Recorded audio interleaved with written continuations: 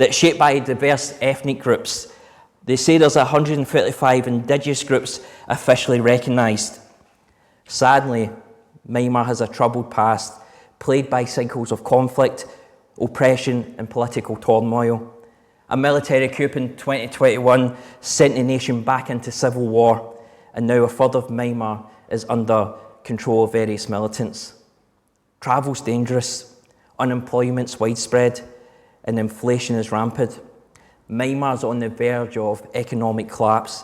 It's estimated that 14 out of their 15 states are suffering from dangerous high levels of hunger. And if that wasn't enough, the earthquake has brought further devastation with thousands of fatalities and horrific damage. The humanitarian crisis is unthinkable. But just as Jesus wept in Bethany, surely God's heart is breaking for the people in Myanmar today.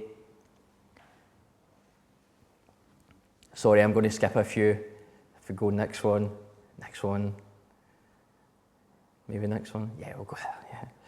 But so there's a lot of great Christian organisations, my friends' organisations that are doing great, and they're coming, and they might even have spoke here, I don't know, but speaking at churches about this crisis that's happening in Myanmar. My good friends at Tear Fund are doing it. They're having a whole campaign, and it's absolutely great. I absolutely support and cheer them on. I think as Christ follows, that's what we should be doing. But I'm here to just kind of talk about something else, and that is the forgotten victims. And that's those affected by leprosy. You see, in the shadow of the national crisis is those who are affected by leprosy, who are at risk becoming forgotten victims. Leprosy continues to spread, but due to the dangers of travel and limited availability of health and care, people with leprosy, they're not being found and treated, which puts them at a huge risk of infection and even permanent disability. Amputations could even lead to death. The conflict means the country's 2 specialist hospitals are no longer providing services that would provide service for people affected by leprosy. One became a displaced people's camp, another one became inaccessible. Leprosy specialist care has no option but to transfer into the community. The community care is vital to make sure people affected by leprosy can't be forgotten. Now, in Scotland, our generosity is already making an incredible difference to people in Myanmar affected by leprosy. But you can't stop now. Leprosy is still silently spreading, and that's why we're training local health volunteers to go door to door, finding and treating those in need, bringing life-changing care right to their doorstep. With travel to hospitals nearly impossible, we are also setting up makeshifts, surgical facilities, and building local buildings to provide essential operations. Without urgent action, untreated leprosy will continue to spread and devastating disabilities. But with your help, we can stop it. Think about it. You wake up one day, you've had a little patch on your skin. You maybe have tried to hide it because it kind of doesn't look right, but you've not thought anything about it. And then you wake up one day and you think, what's wrong with my eyesight? It's very blurry, I can hardly see. I don't know if I can hear right. Maybe it's just because I woke up. My mouth is really tight. You go to pick up your phone and it drops because your hands are totally numb. And then you go to stand out of bed and you fall because your legs are totally numb. How would you feel in that situation? I don't know about you, but I'd be terrified. You might think, oh, maybe, what's going on? But then you know it's permanent. It's something that can be permanent. You go to the doctors and they tell you it's this thing called leprosy. You think, what is that? And then they tell you it's absolutely curable. Actually, it says 95% of the world's population are naturally immune to leprosy. And for £24, a simple course of antibiotics cures one person of leprosy. So really curable and really doable. And by 6 months to a year, you would have no more leprosy. And they tell you this and you think, okay, let's go through that. But then you tell your friends and your family, and even the legal system tells you, you need to move out your house.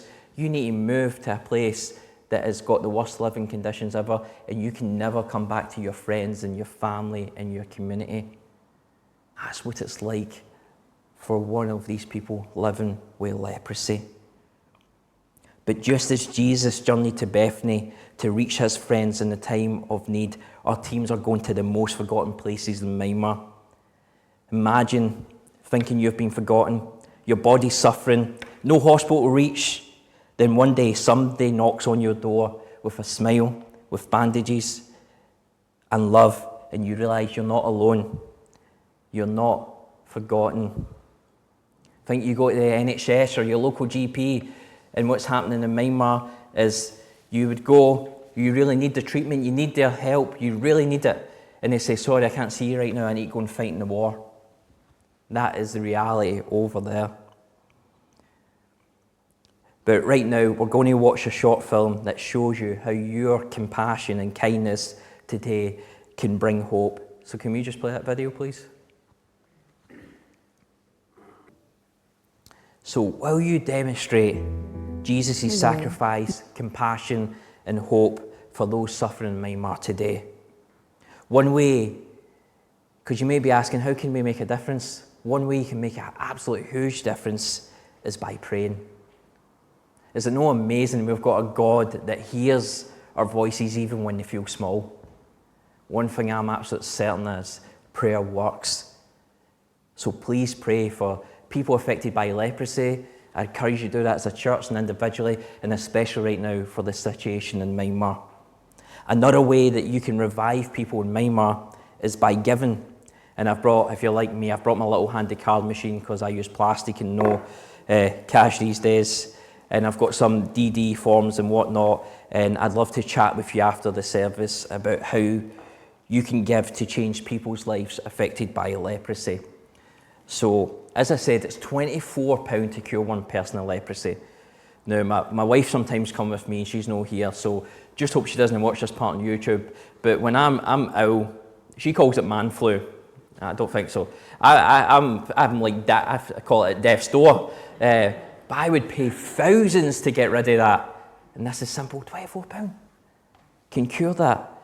One of the things that me and my wife done is we signed up. One of these things, even before I started working for Leprosy Mission, and we have put £24 a month to it because we were kind of like overwhelmed by this. Like, what could we do? And we thought, hey, let's do that. And that works out 24 people a year. I know there's a bigger picture than that, but hey, at least we can be a link in the chain. And I just thought, what a life worth living. Another thing, as you can see on the screen, £27 sends a volunteer into community to identify and address leprosy cases, preventing suffering and disabilities. I'm sure if we could prevent disabilities, we would all do it. £94 equips one of our volunteers with vital medical supplies for a whole month. And it costs £452 on average to equip a local facility and a high-trained qualified surgeon to provide life-changing surgery. As I said, it just costs £24 to cure someone with leprosy. Just the next slide, please. So a gift of £8 a month could cure 4 people a year. I don't know, is there a Starbucks in Kaluk? No, you don't get Starbucks yet? No, come on, let's get one next month, I'm just showing off. Your Costa? No, come on. you must, yeah. What have you got? Is that the cafe through there? It's probably not going to work for my example. Anyway, I was in Starbucks in this other region, and I tamed one of my friends, and I've not been in a long time. I got a cappuccino, caramel cappuccino, small I think. I did get chocolate sprinkles, so I might have went over the edge there.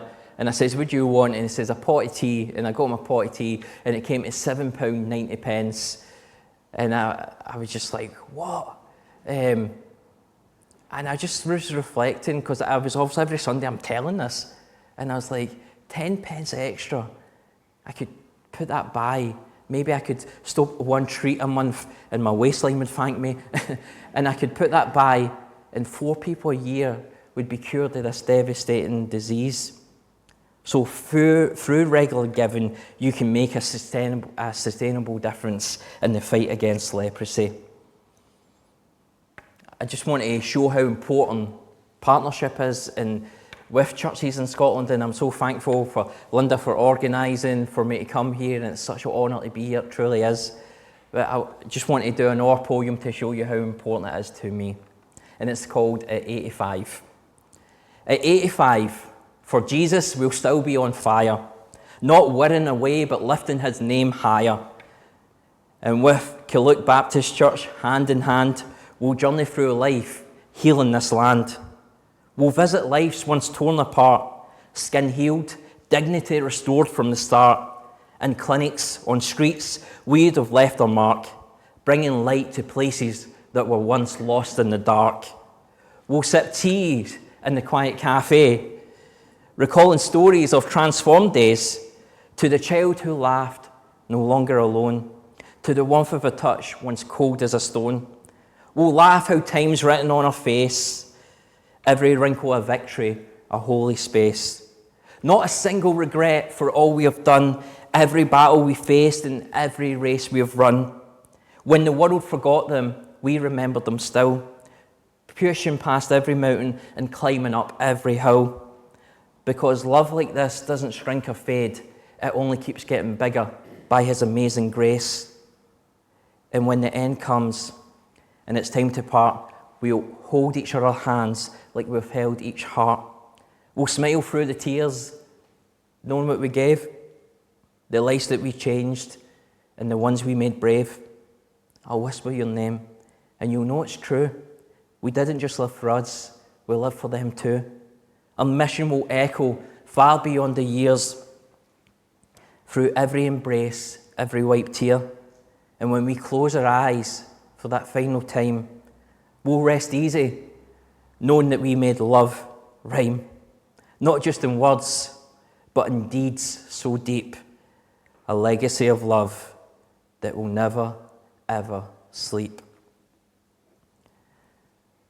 Before, we're just going to go into communion a bit, but I just want to say a big thank you. But the thank you, the thank you isn't just from me. And the thank you isn't even from Leprosy Mission, even though they're very grateful. The thanks really comes from, like the girl we've seen in that video. Knowing that life doesn't have to be the way it's been, and she can have a hope for a future because people on the other side of the world in this little country called Scotland are actually standing up and caring. So thank you on behalf of people who are affected by leprosy.